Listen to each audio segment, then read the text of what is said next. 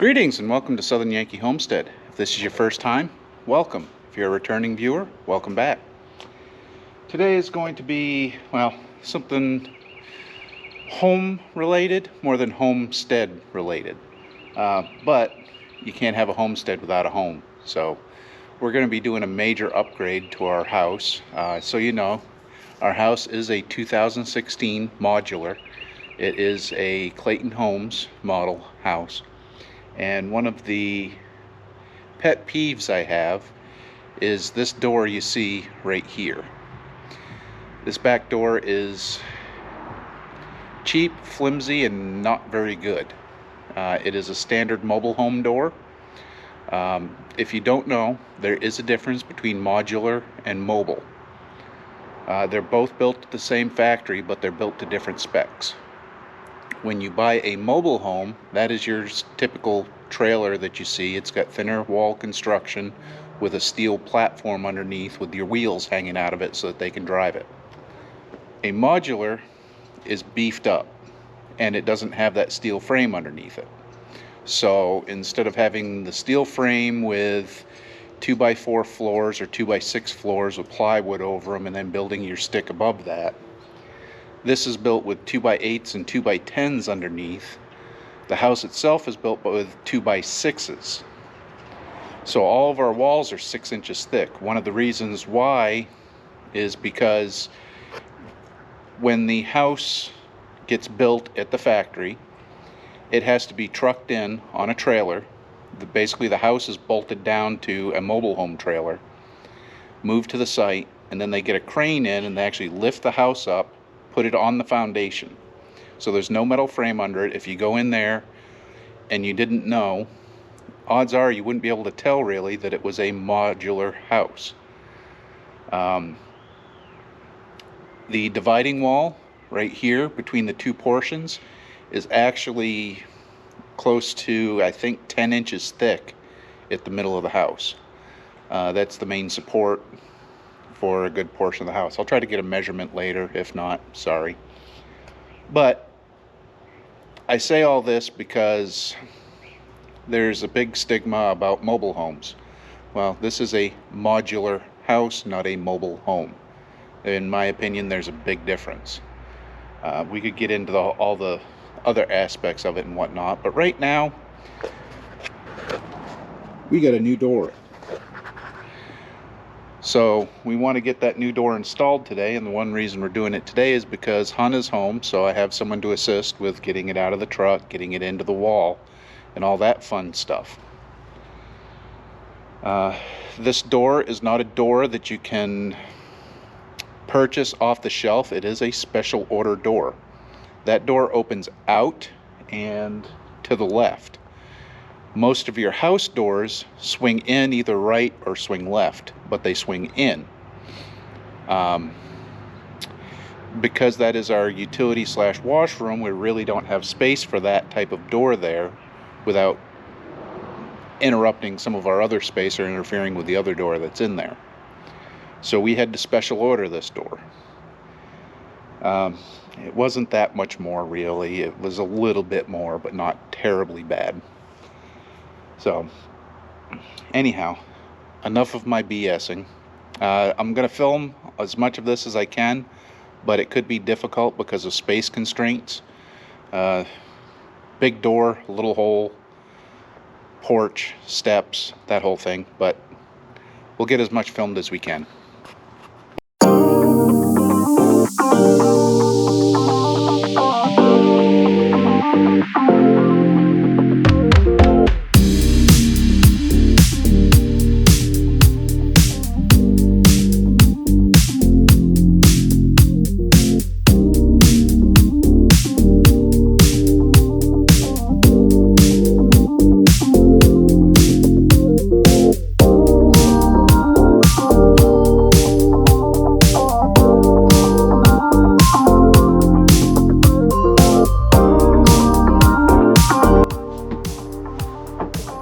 Theory I have is there's no way to put insulation above there. So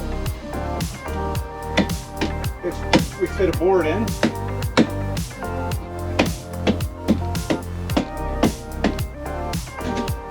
with insulation above it, there's no way it can leak.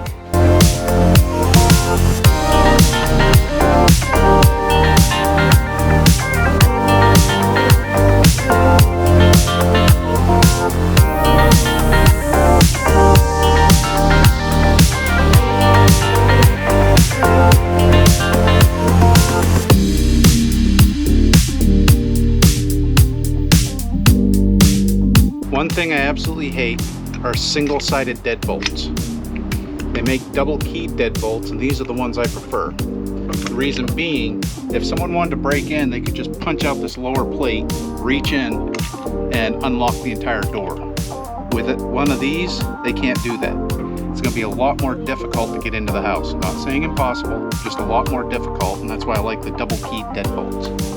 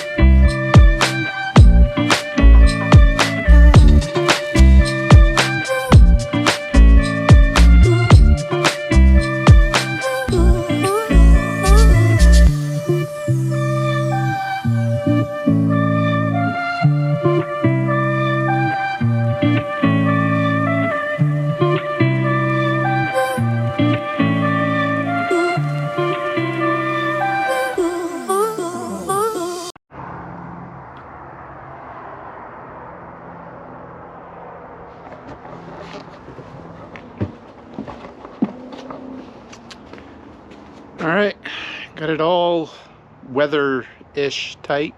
Now I'm going to go through and seal everything. I'm going to just use some silicone caulking to fill in any gaps and any imperfections that, well, I'm not a professional. There's gaps. Caulking should fix it.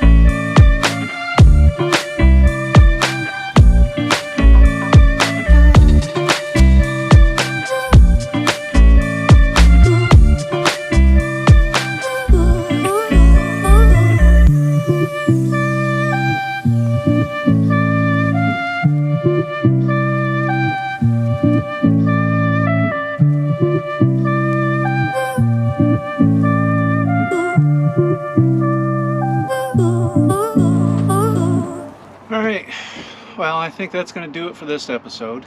I know there's still interior trim to do, but that's a good thing to do on a rainy day. Right now we got nice and sunny, and I've got outdoor projects we can do, so we'll wait for a rain day for the next step in this process. But we've got it all dried in, so even if it rains, we should be good. Should be, no guarantee we will be. We'll find out after the next rain. So, if need be, we'll revisit this. I don't want to have to pull the rest of the siding off, but it is what it is. We'll do that as a last resort. So, hope you enjoyed this video. Please like, share, and subscribe. And we'll see you on the next one. Bye.